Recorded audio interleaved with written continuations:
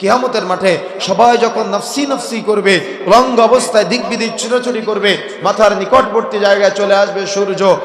যেদিন বাবা তার সন্তানকে চিনবে না, সন্তান তার বাবাকে চিনবে না, আদরের মা তার সন্তানকে চিনবে না, আদরের সন্তান তার মাকে চিনবে না। অর্থাৎ ভবিষ্যৎময় পরিস্থিতি সম্পর্কে আপনারা অবগত আছেন।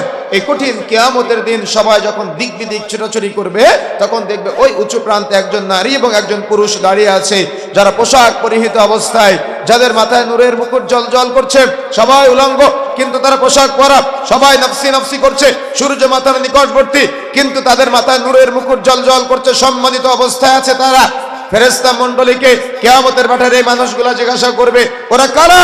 আজকে আমরা কঠিন পরিস্থিতির মধ্যে, আর তারা এই পোশাক পরিহিত অবস্থায় আছে, তারা সম্মানসূচক জায়গায় আছে, তাদের এত কেন মর্যাদা? আজকে আমাদের কেন কঠিন পরিস্থিতি? তখন ফেরেশতারা বলবে, ওরা হলো একজন হাফেজ কোরআনের পিতামাতা।